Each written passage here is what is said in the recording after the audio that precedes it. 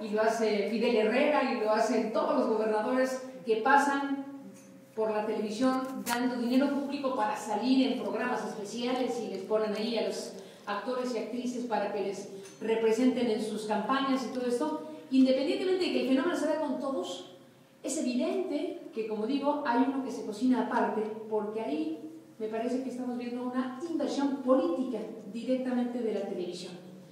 Así que está hecho de dinero público, sí, pero está hecho de una inversión política. Y me parece que el fenómeno Peña Nieto deriva de varias cosas. Una, me atrevo a interpretar, del enojo de las televisoras a partir de que se realizó una reforma electoral que mucho les disgustó por establecer la prohibición del comercio de los spots. Cuando los legisladores dijeron, y estuvo, ¿no? Es obsceno el fenómeno que se da de transferencia de recursos públicos a las campañas, cuyos beneficiarios básicamente son los medios electrónicos, la radio, pero fundamentalmente la televisión. Cuando se decide, como diría Pablo Gómez, hacer una reforma electoral, que es una reforma emancipatoria, dice él, de lo que se trata es de no solo aligerar la carga de dinero público que se deriva, que se destina a esas campañas, sino de tratar de cambiar los códigos de relación entre los políticos, los candidatos y las televisoras. Creo que lo intentaron, no estoy segura que lo lograron, porque se da ahora por otras vías. El asunto es que sigue transfiriéndose dinero público a las televisoras, ahora con programas especiales de los gobernadores, que si va al Vaticano y anuncia su boda, pues ahí hay un programa especial y cosas por el estilo. El problema aquí, me parece, tiene que ver con la fuente original de poder de esa eventual candidatura presidencial. ¿A quién va a responder en términos de sus decisiones una presidencia que llegue producto de una situación tan grotescamente evidente relacionada con el interés de la televisión? Si es tan evidente que hay un interés particular que tiene derecho a existir, por supuesto, pero no tiene derecho a existir por encima del interés general, pues vamos a ver si esto ocurre, si en 2012 efectivamente llegamos a ver que la televisión logró poner a un presidente de México. Ya nos andábamos preguntando si el próximo presidente de México sería un presidente narco. Bueno, ahora nos andamos preguntando si el próximo presidente no será un presidente puesto por la televisión. Y habrá quien se pregunte, ¿y por qué no los dos?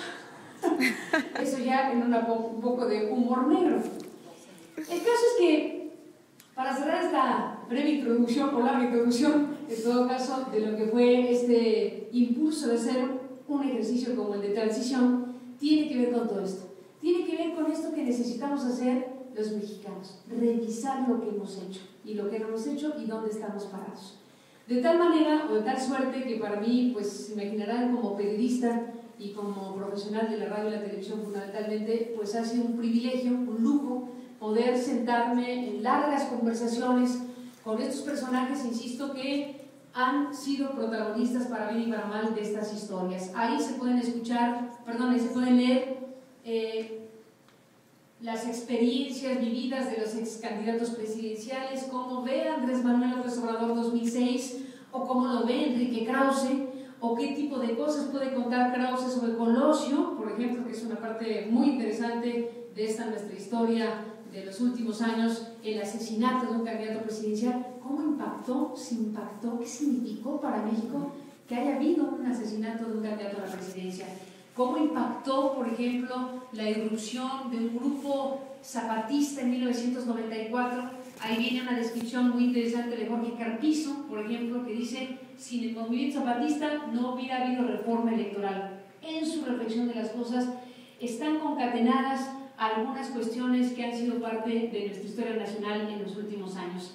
Yo lo que digo, para cerrar, es lo siguiente: que por supuesto no podemos estar felices con lo que tenemos, que por supuesto tenemos muchas razones para estar preocupados por lo que hoy vive en México, no solo porque no ha salido apropiadamente un rediseño institucional que haga realmente un régimen democrático de adeveras, no solo por eso, que ya sería suficiente, sino porque en el camino están sucediendo cosas que pueden generar situaciones muy lamentables. De pronto, y miren que no soy nostálgica del dedazo ni cosas por el estilo, pero de pronto digo, pues si hay cosas peores que el dedazo.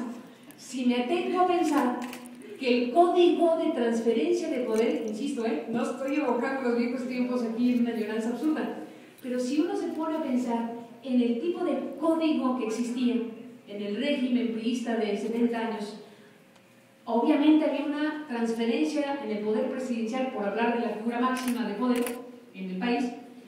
Había un código establecido, no escrito, ¿no? Las reglas no escritas del sistema político mexicano, tan estudiadas y no entendidas por los extranjeros, pero que al final de cuentas había esta especie de transferencia de poder a lo largo de los años antidemocrático que propiciaba la corrupción, todo lo que sabemos. Eso hizo que una élite política mantuviera el poder a lo largo de toda esa historia, punto y aparte. ¿Hay cosas peores que esa? Pues está difícil, ¿no?, competirle a una cosa así tan antidemocrática.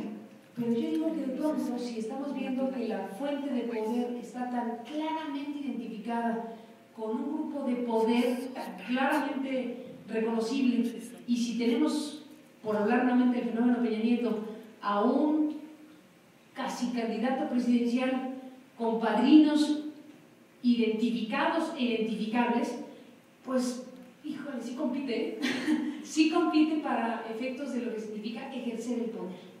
Sí compite para efectos de la preocupación que causa en dónde se encuentra nuestro país en algo tan elemental como quién representa al interés general. Algo tan elemental que es el corazón de una democracia. ¿Cuáles son los motores de quien decide a nombre del interés general? Y esa es parte de la discusión que tendríamos que tener hoy. Hoy nuestro país nuevamente abre la puerta para discutir nuevamente la reforma política del Estado. Felipe Calderón lanza una serie de iniciativas que el Congreso recibe y que está analizando, que se suman a las 25 que ya existen a lo largo de los últimos años, y se plantea el tema de la reelección, se plantea el tema de la segunda vuelta, se plantea el tema de modificar el número en el Congreso, en fin, todo lo que está conformado en este último paquete que se envió al Congreso. ¿Habrá Congreso para discutir en un contexto como este nuevamente la reforma política del Estado? Y ahí están las respuestas a las problemáticas derivadas de todo este tiempo. Bueno, pues lo dejo como parte de las interrogantes.